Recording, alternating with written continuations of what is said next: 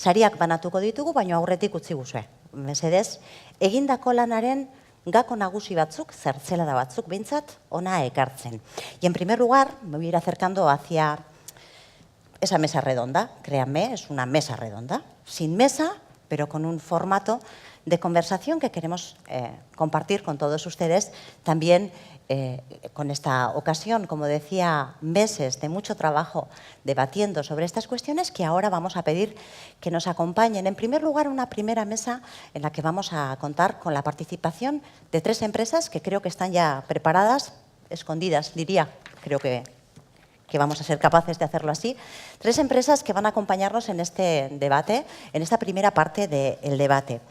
Josu Etxeberria, RPK elkarteko presidente, Kontseilu Errektoreko presidentea izango da gurekin, Iker Rusabiaga Santamaria, Donobat Grupeko giza baliabideen zuzendaria, eta Bellota enpresatik Elur Mujika giza baliabidetako ordezkaria. Uste dut, hemen izango ditudala? Badatoz? Hortxe daude. Eskerrik asko. Txalo, egilozu, Aitortu dute pixka bat urduri daudela. Eskerrik asko. Eseri zaitezte. Elur. Antes de empezar a conversar me decían que estaban un poco nerviosos y nerviosas porque me decían, ¿y de qué nos vas a preguntar? Pues ¿qué os voy a preguntar? ¿Qué os voy a preguntar que no sea vuestra preocupación y vuestro trabajo todos los días? Porque estamos hablando de personas 4.0. Y una se pregunta, ¿y eso qué es? ¿Son personas distintas a las que ya están en las empresas? ¿Son personas que os llegan a las empresas con armadas de unos kits especiales de competencias? ¿Qué son para vosotros y para vosotras en vuestras empresas esas personas 4.0? ¿Cuáles son las competencias que tiene que tener una persona en este perfil? Bueno, Egunon denoi. Bueno, nosotros desde Bellota llevamos muchísimo tiempo apostando por las personas y con la internalización y con la automatización vemos que las personas que se van a incorporar a nuestra organización van a requerir unas competencias nuevas. Por ejemplo, vamos a pedir que se adapten a nuevos entornos, les vamos a pedir también flexibilidad, trabajo en equipo, también orientación al resultado y todo ello las nuevas formas de estudio que se están aplicando en los centros de formación están ayudando. Por ejemplo, el modelo de TACI. Yo creo que podremos hablar con un poquito más de profundidad sobre esto. Esas competencias que nos indicaba Elur Bellota, entiendo que también en vuestro caso son las que aplican. ¿Tenéis en cuenta a la hora de hacer, por ejemplo, selección de nuevas personas, ese tipo de competencias que a veces no aparecen definidas en lo que entendemos que es un currículum al uso? Una persona no solemos poner que somos flexibles y, sin embargo, tenéis que ir buscando esas cualidades. Bueno, guztioi, tal como dices, las tenemos en cuenta. Yo creo que si no las tienes en cuenta, yo creo que estaríamos cometiendo un error de bulto cara a los próximos años. Creemos que es clave. Nosotros internamente desde RPK Sociedad Cooperativa las tenemos descritas, nuestras competencias, nuestros valores y las tenemos en cuenta a la hora de las contrataciones, como no puede ser de otra manera, porque nos hemos dado cuenta que al final tenemos que tener claro qué empresa queremos ser, qué empresa somos y captar personas que se alineen con nuestros valores y nuestra cultura. Y nos parece clave, sobre todo desde un modelo cooperativo en el que la gestión de la cooperativa recae en manos de los trabajadores. Por lo tanto, no tener en cuenta lo que comentas tú sería un error de bulto y lo tenemos en cuenta muy presente además todos los días. Sí, es un tema que tenemos muy claro. Entiendo que esto es común a todas las empresas también en vuestro caso. Sí, bueno, egunon, ni que vai. Sí, la verdad es que es algo que tenemos que tener muy presente antes de incorporar a la gente, pero sin descuidar la segunda dimensión, ¿no? Que es la de desarrollar esas habilidades dentro de la organización, ¿no? Parece que ahora más que está tan en boga esto de los problemas de captación y tal, hablamos mucho de qué hacer para captar gente, qué tipo de gente tenemos que captar, pero no nos podemos olvidar de que lo primero es cuidar a la gente que ya tenemos en casa y facilitar su adaptación a estas nuevas necesidades, precisamente. Y en ese caso, permíteme que tire un poquito de este hilo, porque ¿qué experiencia os supone incorporar gente, por ejemplo, desde los centros?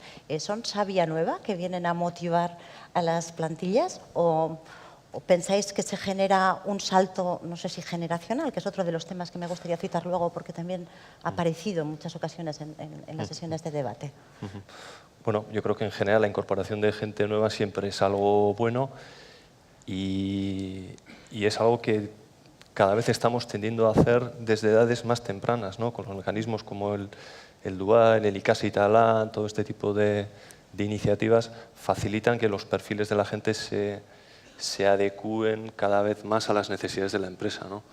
Al final entendemos que es prácticamente imposible que desde la escuela vengan con todas las competencias y sobre todo con todas estas otras habilidades competenciales, de cultura y de valores que necesitamos en la empresa, ¿no?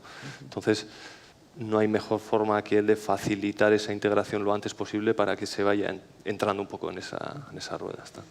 Hablamos continuamente de que las cosas están cambiando muy rápidamente y, sin embargo, vosotros y vosotras tenéis que gestionar esto en un continuum. Como decías, no basta con tener superhombres y supermujeres que se vayan a integrar en la empresa si quienes no tenemos en la empresa ya se quedan descolgados de todo esto. ¿Lo vivís como tensión?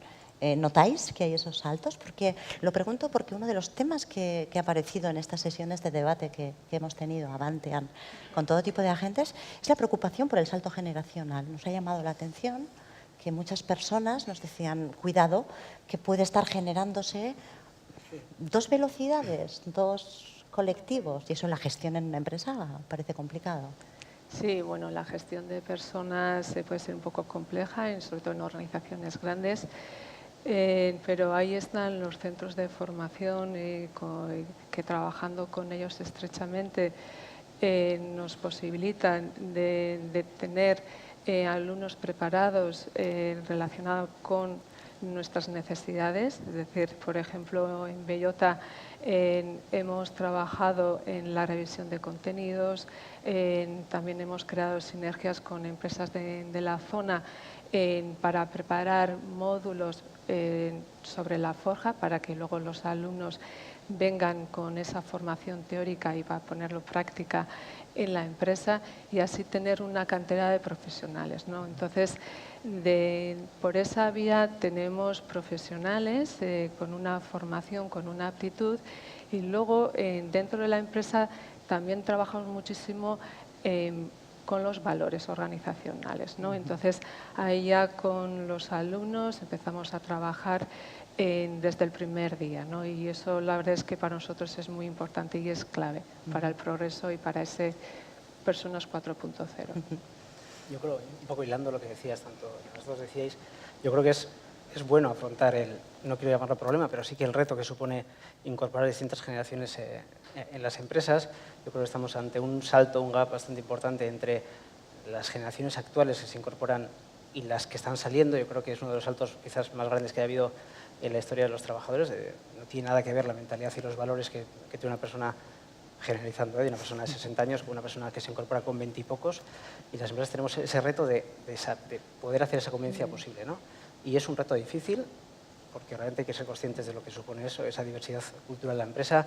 La empresa tiene que saber posicionarse al exterior dejando bien claro lo que quiere hacer, lo que quiere ser, porque somos muy dados, yo creo, todos a exponer nuestro producto, pero no a exponer lo que somos realmente, quién hace ese producto, y captar a las personas que se adhieran un poquito a tu forma de ver la sociedad y ver el mundo.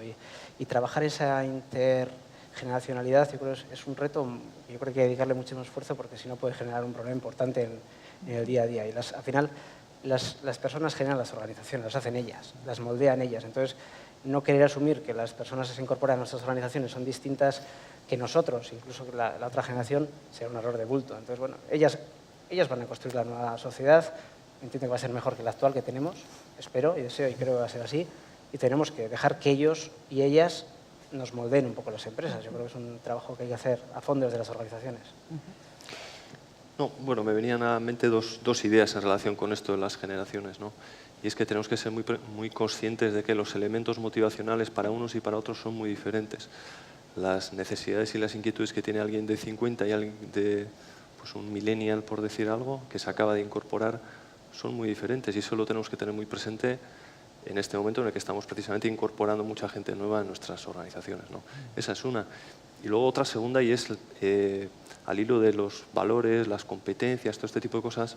Últimamente hablamos mucho del 4.0, de las habilidades tecnológicas, todo este tipo de cosas, pero no tenemos que olvidar otros conceptos como la inteligencia emocional, la capacidad de colaborar, de trabajar con otras personas diferentes, en estadios diferentes, y eso es algo que hay que fomentar porque ya no hay ningún puesto en el que alguien no necesite colaborar con otra persona, ¿no? Ese kit de competencias que se va ampliando, pero a la vez también va recogiendo algunas competencias que son esencia en nuestras organizaciones y que deben seguir siéndola. Los tres tenéis experiencia, las tres empresas tenéis experiencia en colaboración con los centros. Aunque tengamos aquí personas de los centros, no os sintáis presionados. Os agradezco vuestra opinión lo más sincera posible. ¿Cómo llegan esos alumnos y alumnas a las empresas? Todo este desideratum de competencias, ¿creéis que se están trabajando en los centros? ¿Percibís que estas personas que llegan vienen bien encaminadas? ¿Qué más podemos hacer los centros para que esa labor de imbricar los diferentes agentes sea más ágil?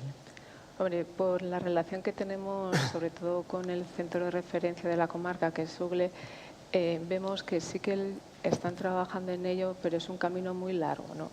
Entonces, el alumno ya, bueno, está mentalizado que tiene que trabajar en base a unos valores y a unas competencias, pero luego hay que trabajarlos, y hay que trabajarlos en el día a día, y hay que trabajarlos con los compañeros de diferentes edades, con diferentes necesidades. Entonces, ahí es un trabajo conjunto entre el centro, la empresa, pero insisto que es un camino largo, ¿eh? Yo soy consciente que están trabajando en ello porque bueno, yo tengo la oportunidad de interactuar con diferentes profesores y los centros de formación de la zona, y soy consciente que están haciendo un buen trabajo en ello porque es un tema que yo cuando estudié no se ponía el foco en este tema, ahora se pone. Hablamos muy fácil de trabajo en equipo, son frases muy fácilmente, se dicen fácil, pero luego sé que el trabajo cuesta, ¿no? Que la gente todavía tiene, los chavales y chavalas tienen todavía esa parte de individualismo que quieren luego intentar destacar ellos, y bueno, nosotros tenemos claro que el trabajo en equipo es, o sea, que al final queremos buena gente, gente formada, gente normal, pero que trabajando juntos hagan cosas maravillosas juntos, ¿no? Entonces eso es lo que buscamos, ese tipo de gente. Y luego ya, puestos a pedir, yo sí que pediría, tenemos que trabajar mucho el tema idiomático. Somos empresas, la mayoría de empresas vascas estamos internacionalizadas, estamos creciendo, necesitamos unos niveles de inglés quizás un poquito más fuertes de los actuales, y sobre todo inculcar también a los chavalas, a las chavalas y a los chavales el tema de que no hay que dejar de estudiar nunca. Hay por ahí unas informaciones que hablan de porcentajes diversos de trabajos que desaparecen en el futuro, muchos no existen. Es un aprendizaje continuo y eso hay que dejarlo clarísimo. Una vez que te incorporas a una empresa, la idea es seguir formándote, amoldándote nuevas realidades, nuevos compromisos, y sobre todo nosotros como modelo cooperativo, la figura extra rol, o sea, mentalidad de empresas más horizontales y menos verticales. Hay que ir hablando un poco de esos temas. No, bueno, pues, completamente de acuerdo con mis compañeros, ¿no? Una vez más, creo que el gran salto lo puede marcar la modalidad de formación dual, este tipo de cosas, ¿no? Al final, desde la escuela se pueden hacer muchas cosas indudable, pero es difícil rebasar determinado punto, ¿no? Entonces, una vez más, yo soy un ferviente admirador de este tipo de iniciativas, ¿no? De acercar a los estudiantes lo antes posible a la realidad de la empresa. Y no hay mejor aprendizaje que ese. Las formaciones técnicas nuestro sistema de educación creo que garantiza una formación excelente en cuanto a formación técnica. Quizás yo también me adscribiría también al comentario que hacían, ¿no? Del tema de los idiomas. Quizá ahí tenemos un debe todavía, pero por lo demás las habilidades técnicas están superadas.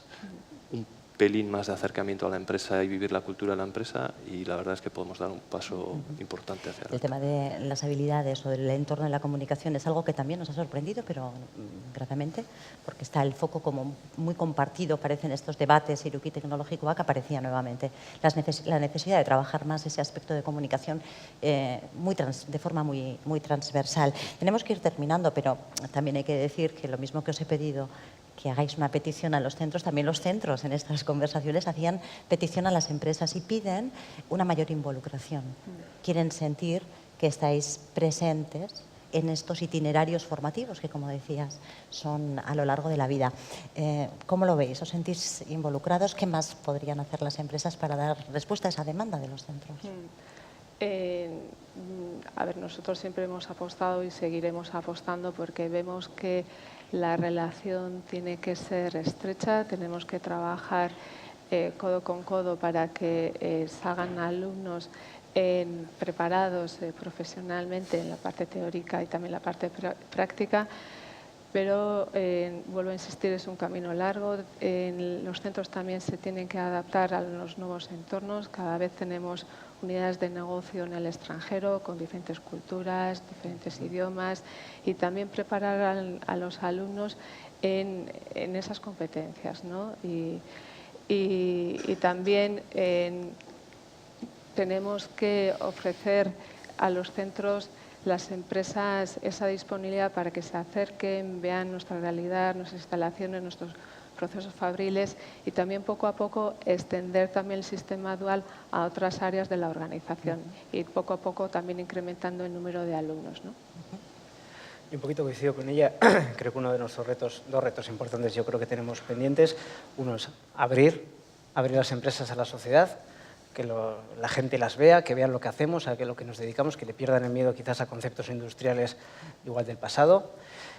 Abrir mucho más el mundo industrial a la mujer. Desde luego, el tema industrial, la mujer tiene que dar un paso. Tenemos que facilitar que el 50% de la población vea atractiva la industria. Eso es un debe que tenemos como sociedad y como país. Yo creo que tenemos un debe importante. Y luego ya las empresas, yo creo que también tenemos que dar un pasito más internamente una vez que los jóvenes están en nuestras empresas, los primeros pasos de acompañamiento. Creo que tenemos que dedicar más recursos a ese periodo dual, ese periodo formativo del acompañamiento dentro de la empresa. Hay que tutorizar mucho más a las personas que se incorporan y no dejarlas allá que poco a poco vayan haciendo, ¿no? Hay que estar más encima, hay que dedicar más recursos.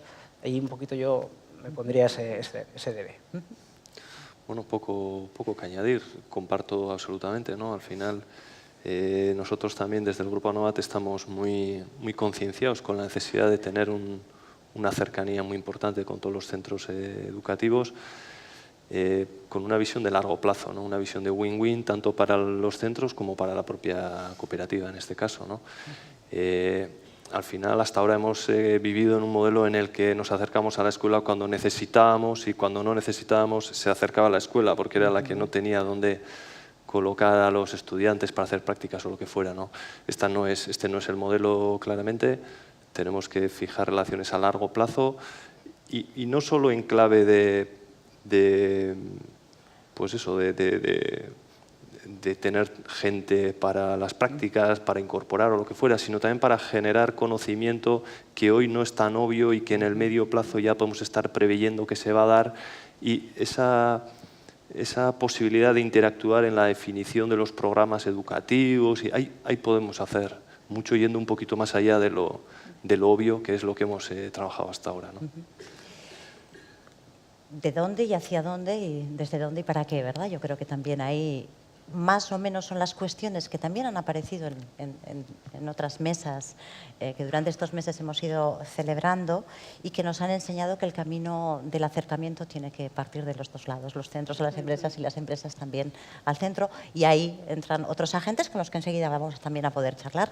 Muchísimas gracias por ofrecernos vuestra experiencia y vuestras visiones. Voy a pediros un aplauso para Elur Mújica, Iker Usabiaga, Josu Etxeberria, Bellota, Anovat, RPK, eskerrik asko, mila esker, eskerrik asko.